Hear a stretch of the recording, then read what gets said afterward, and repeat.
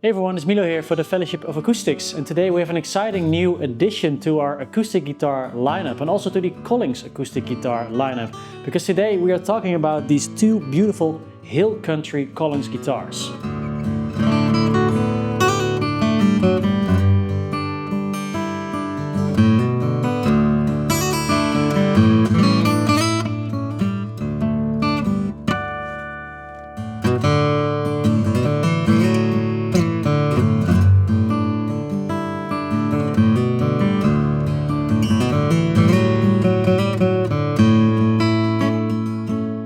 Ever since the Hill Country series was announced, we've been dying to see them in the flesh, so we're really excited that they're here right now. And today we're going to talk about some of the specs of this Hill Country series, and we're also going to let you hear them.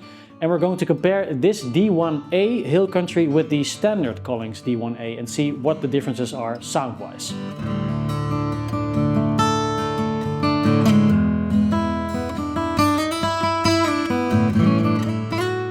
So let's start with this beautiful D1A Hill Country. So the aim for this series by Collings was to produce a guitar with a strong fundamental tone, with a warm and woody character and a full low end. And I think they've really succeeded. It doesn't have a lot of overtones, but it has such a lot of weight to every note that you play that it's a perfect flat picker guitar.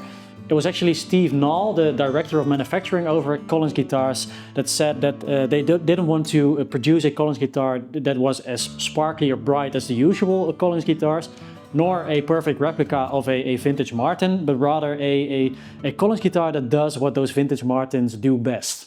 So let's talk some specs of the Hill Country series. Actually, the Hill Country is a part of Texas in which Austin also lies, so that's why it's called the Hill Country series. So with this D1A, we're looking at a Dreadnought with Honduran mahogany back and sides and an Adirondack spruce top. And it's got a really wide grain on it. One of the widest grains of Adirondack I've ever seen on a Dreadnought guitar. So the first thing that pops out, to me at least, when I see these guitars are the pickguards.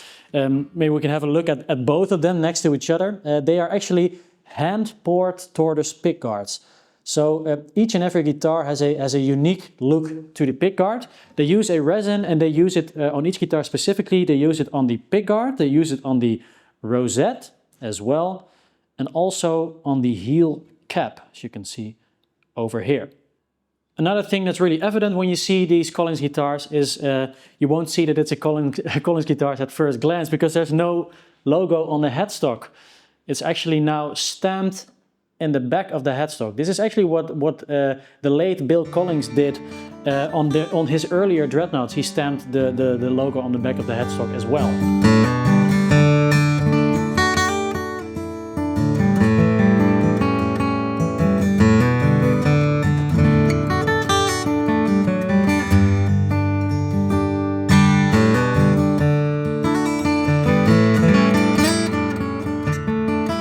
So let's also showcase the OM2A Hill Country. This one over here, a beautiful OM guitar, also with an Adirondack top, but this one has Indian rosewood back and sides, a really nice and dark set, looks incredible.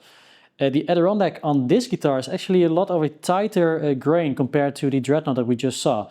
So that's quite interesting.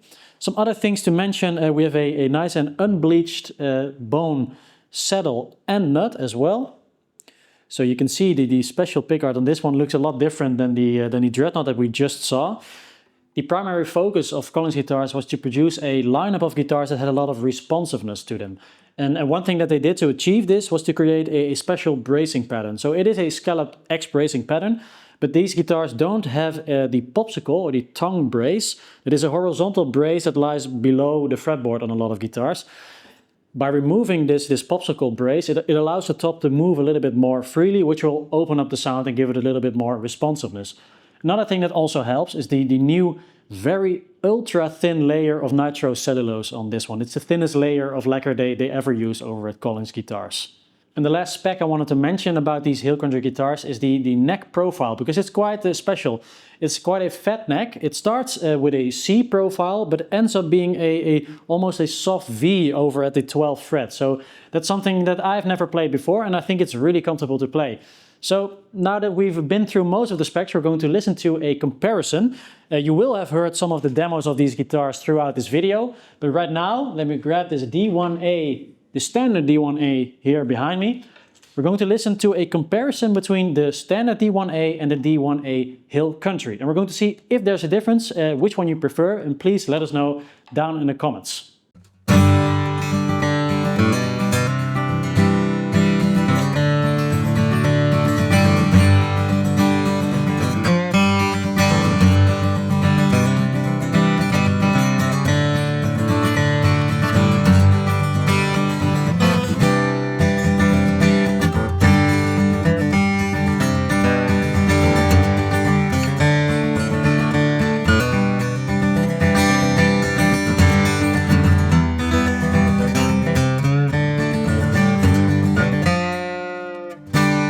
So that was it for today, just a quick little video about this beautiful new addition to the Collings lineup. And please let us know what you think about these guitars, the way they look, the way they sound, and also how the Hill Country compares to the standard Collings model.